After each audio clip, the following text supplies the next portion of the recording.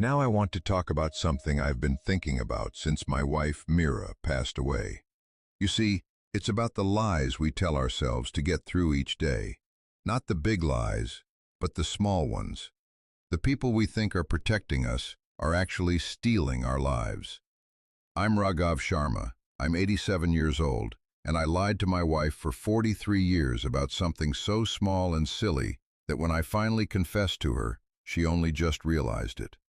The truth is, we both sat there in silence for a long time, not because it was so shocking, but because we wasted so many years beating around the bush. It was Thursday afternoon. We were sitting on the porch and she asked me, as if she'd asked 1,000 times before, "Have you ever?" I regretted not finishing my degree, and for the past 43 years I'd said the same thing. No, it's all okay now. I'm okay. But something broke inside me that day. I said yes every day, and the way she looked at me. I suddenly started speaking a different language, something I regret every day. I said I regretted it. I quit my job. I regretted being too proud to come back. I regretted telling myself it didn't matter when it mattered more to me than almost anything. Mira set her coffee cup down and said, "Raghav, why? You told me we could have found a way out. You could have come back." And that's when I realized what I did, you know. I spent 4 decades protecting my ego, pretending nothing hurt when the truth was, it tormented me constantly, and in doing so, I robbed both of us. I robbed myself of the ability to do something about it, and I deprived her of the chance to understand me, the chance to be able to. We tell ourselves these little lies. I'm fine. I'm fine. I'm fine. That didn't bother me. I got through it. I didn't need help. I wasn't angry. It wasn't a big deal. And maybe, sometimes these lies have a purpose. Listen, maybe they help us get through a difficult day or maintain peace in a tense moment. But when they become permanent, when they become the story we live in, they start to harden, becoming walls separating us from the people we love, between us and the life we're living. Actually, I really wanted to have a colleague named Samuel, who worked with me for 22 years, a good and trustworthy person. We would occasionally have lunch together, chatting about everyday things like sports, the weather, or the meals his wife cooked. About 6 months after he retired, his daughter called to tell me Samuel had died of a heart attack. She said something that has haunted me ever since. She said, "Dad always mentioned you. Dad talked about you. You were the only person at work he felt comfortable around. He wished he'd told you a few things, but I never went to the funeral, and sitting there, listening to everyone talk about Samuel, I realized that, honestly, I never really understood him.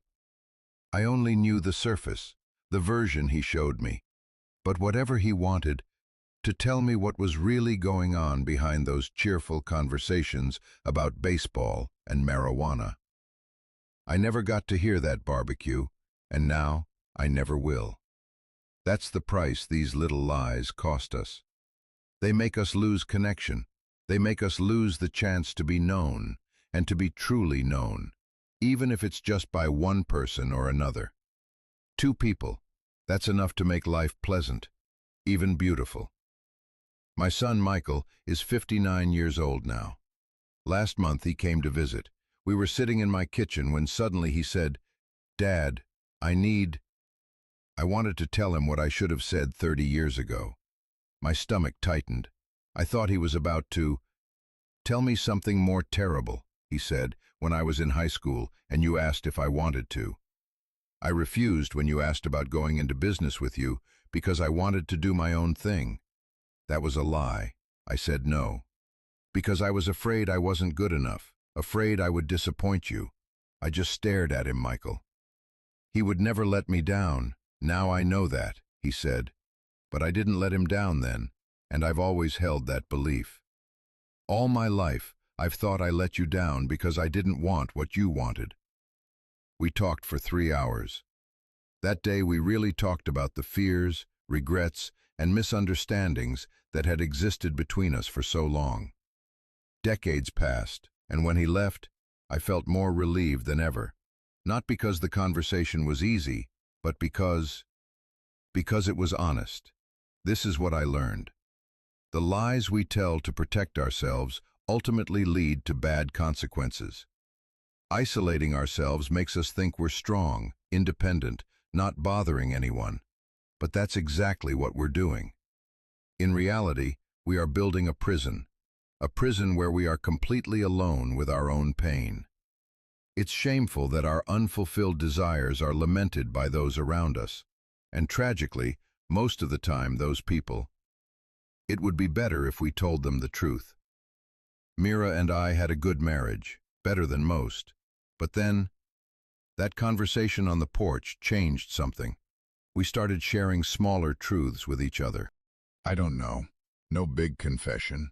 Just the everyday honesty we always avoid. I'm scared about this doctor. I feel lonely, even when you're in the room. I'm angry about what your sister said.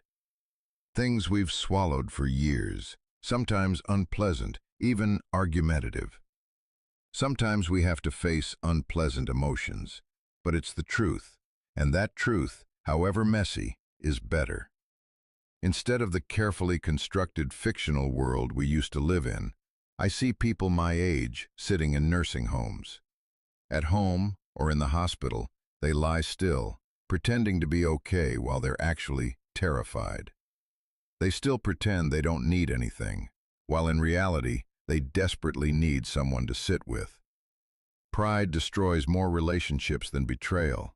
Pride and the fear of being seen as weakness. Either poor or less than we'd like to believe, there's a man in my building, Walter, 82. How old is he? His children visit perhaps twice a year. He tells everyone he understands they're busy. Okay, but I've seen him standing at the window on Sundays, watching the families come and go, and his look. A profound loneliness was etched on his face. One day I asked him, "Walter, have you told your children you want to see them?" He often gets annoyed with them. I don't want to bother them, so he sits alone in his apartment. He's protecting his pride as life slowly slips away. I'm not saying you need to tell everyone everything. Some things are private, some things you handle yourself, but people, the people closest to you, those who love you or want to love you, they deserve to know the truth, not a fabricated lie. This isn't the "I'm handling it" version, it's the truth. I'm struggling, I need help, and it's hurting me. I was terrified. I didn't know what to do when my youngest daughter called me 3 years ago, sobbing. I barely understood what she was saying. I asked what had happened, and she said, "I feel like I'm failing at everything." I couldn't go on like this anymore, and instead of telling her everything was okay, that she was overreacting, I told her the truth, that I'd felt that way many times before. It was terrible. "I'm so sorry you're going through that." We talked for an hour. I didn't resolve anything, but then she said the conversation was important. I saved her not because I had the answer, but because I honestly admitted I didn't have the answer either. Lies. We tell ourselves we're okay, that everything is fine, that we don't need anyone, but they don't really need us. They make us stronger. They make us smaller. They narrow our lives down to the point where we can manage on our own. Not so much, because humans weren't created to live alone. We were created to connect, to overcome difficulties together. The relief of being known and still being loved. I wasted so many years pretending I wasn't hurt. When I pretended not to care, when I really did care. When I pretended everything was under my control. I was sinking, and the price wasn't just me, but Mira, my children, and the friendships that could have been there. If I had been braver, things would have been deeper. Now I don't have time to pretend I'm 87 in every conversation anymore. This might be the last time I'll be with that person. So when people ask me how I am, I'll tell them when something important happens. For me, I speak up when I'm grateful. But when I'm scared, confused, or angry, I don't. I hide it, not because I've suddenly become fearless, but because I've finally realized that being known by others isn't the important thing. If you're reading this and still holding on to a little lie, then accepting the risk of being hurt is worth it. The story you keep telling yourself or others to avoid feeling uncomfortable, I hope you'll consider letting go of it. Don't rush, don't be hasty, but start by being more honest with yourself first. Share with the people who matter to you that you're struggling, and don't hesitate to seek help if needed. Admit when you're wrong. Say what you really want instead of what you think you should want.